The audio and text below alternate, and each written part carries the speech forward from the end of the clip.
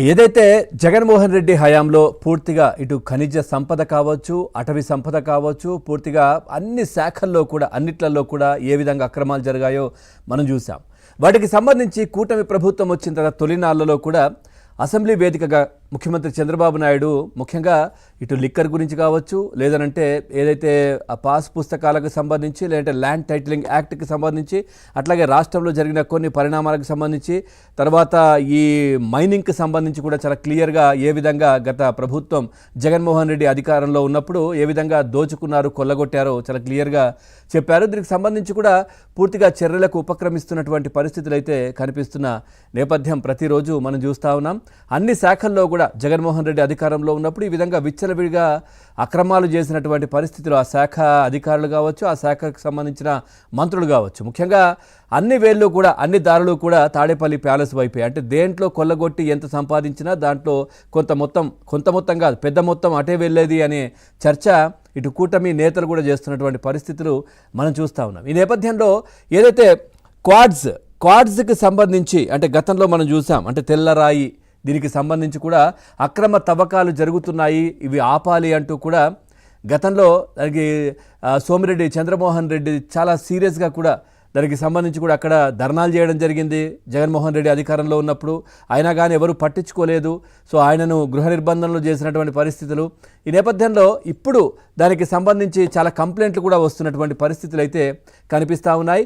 ఇప్పటికీ 3 సార్లు కాకాని గోవర్ధన్ రెడ్డికి పోలీసులు నోటీసులు ఇవ్వడానికి ప్రయత్నం చేశారు. మరి ఈ 3 నోటీసుల్లో కూడా ఆయన ఎక్కడా కూడా కనిపించని పరిస్థితులు. కానీ ఎక్కడో ఉన్నట్టుగా మాత్రం ఈ ఫంక్షన్లో ఉన్నాను, అక్కడ ఉన్నానంటూ చిన్న వీడియో రిలీజ్ చేయడమో లేదా ఫోటోలు షేర్ చేయడమో ఇవి చేస్తున్నారు తప్పించి ఆయన ఆచూకీ మాత్రం దొరకని పరిస్థితి కనిపించింది. కొద్ది రోజుల క్రితం వరకు కూడా ఈ రెడ్ బుక్ సంబంధించి కూడా రెడ్ బుక్ నన్నేం చేస్తుంది, రెడ్ బుక్ అయితే ఏంటి, అదేంటి ఇదేంటి అన్నట్టుగా కూడా కాకాని గోవర్ధన్ రెడ్డి మాట్లాడారు. ఆ మాట్లాడిన వారం రోజులకే ఆయనకు నోటీస్ ఇవ్వడానికి వెళ్తే అంటే ఆ అంశం వేరు, ఆ రెడ్ బుక్ గురించి మాట్లాడినందుకు ఇచ్చడం అంశం కాదు ఇది. సో ఏదైతే దీనికి సంబంధించి కూడా ఆ క్వాడ్స్ మైనింగ్కి సంబంధించి ఆయనకు నోటీసులు ఇవ్వడానికి వెళ్తే, ఎందుకంటే అక్కడ చాలామంది గిరిజనులకు కూడా ఆయన బెదిరించారు. దానికి సంబంధించి కూడా ఎస్సీ ఎస్టీ యాక్ట్ కింద కూడా ఆయన పైన కేసులు కూడా నమోదైన పరిస్థితి. గిరిజనులను లేదంటే ఆ క్వాడ్స్ తవ్వకం సమయంలో ఆ చుట్టుపక్కల ప్రాంతాల వాళ్లకు ఎట్లాంటి ఇంటిమేషన్ లేకుండా వాళ్ళను భయభ్రాంతులకు గురి చేసే విధంగా కూడా అక్కడ మందుపాత్రలు అంటే బాంబులు పేల్చడం, అంటే వాటిని తవ్వి తీయడానికి అట్లాంటి పనులన్నీ చేసినప్పుడు చాలా ఇబ్బందికర పరిస్థితులు ప్రజలు ఎదుర్కొన్నారు ఆ చుట్టుపక్కల ప్రాంతం వాళ్ళు. సో ఎవరు చెప్పినా వినలేదు, ఇష్టానుసారంగా తవ్వేసి విదేశాలకు చాలా ఖరీదైనటువంటి సంపద విదేశాలకు తరలించిన పరిస్థితి. చైనా కావచ్చు, జపాన్ కావచ్చు, ఇట్లాంటి దేశాలకు కూడా తరలించి కోట్ల రూపాయలు కొల్లగొట్టారు ప్రజాధనాన్ని. సో దీనికి సంబంధించి 3 సార్లు నోటీసులు ఇవ్వడానికి వెళ్తే ఆయన చిక్కలేదు. ఇక కాకాని గోవర్ధన్ రెడ్డి ఇంకా కనిపించని పరిస్థితి అయితే కనిపిస్తోంది. ఆయన దీనికి సంబంధించిన ప్రయత్నాలు కూడా చేసుకుంటా ఉన్నారు. అంటే ముందస్తు బెయిల్ తెచ్చుకునే అవకాశం కావచ్చు, ఇట్లాంటి వాటికి కూడా ఆయన ట్రై చేస్తూ ఉన్నారు. ఎందుకంటే గతంలో ఆయన ఈ విధంగానే ఏదో కేసులో ముందస్తు బెయిల్ తెచ్చుకున్నటువంటి పరిస్థితి ఇట్లాగే కనిపించకుండా ఉండి ఆ తర్వాత ముందస్తు బెయిల్ తెచ్చుకొని ఆ తర్వాత నేను ఇక్కడే ఉన్నాను అంటూ కూడా ప్రత్యక్షమైన పరిస్థితులు. సో ఇప్పుడు కూడా అట్లాంటి స్టంటే ఆయన ఉపయోగిస్తున్నారు. ఇంకా ఆయనకు ఇప్పటివరకు అయితే ఎట్లాంటి ఊరట లభించలేదు. బెయిల్ వస్తే కానీ బయటకు రాకూడదని ఆయన నిర్ణయం తీసుకున్నట్టుగా తెలుస్తోంది. ముందస్తు బెయిల్ వస్తేనే మీడియా ముందుకు రావాలనుకుంటున్నట్టుగా తెలుస్తోంది కాకాని. ఇక క్వాడ్స్ అక్రమ తవ్వకం కేసులో A4గా కాకాని గోవర్ధన్ రెడ్డి ఉన్నారు ఇప్పటివరకు అయితే. ఇక ఇప్పటికే ఈ కేసులో 3 పోలీసులు అరెస్ట్ చేసినటువంటి పరిస్థితి, కేసులు కూడా నమోదు చేశారు.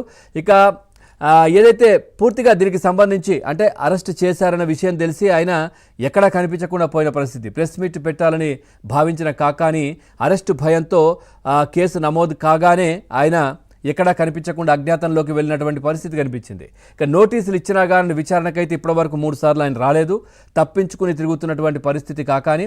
ఇక హైకోర్టులో ఊరట రాకపోతే సుప్రీంకోర్టుకు వెళ్ళాలని కూడా ఆయన భావిస్తున్నట్టుగా తెలుస్తూ ఉంది. ఎందుకంటే మనం చూసాం ఏదైతే ఈ పెద్దిరెడ్డి రామచంద్రారెడ్డి కుమారుడు ఆయనకు సంబంధించి కూడా మిథున్ రెడ్డి ఆయనకు సంబంధించినటువంటి అంశం ఏదైతే లిక్కర్కి సంబంధించి ఆయనను అదుపులోకి తీసుకుంటారని ఆయనే ఊహాగానాల నేపథ్యంలో ఆయన హైకోర్టుకు వెళ్ళారు.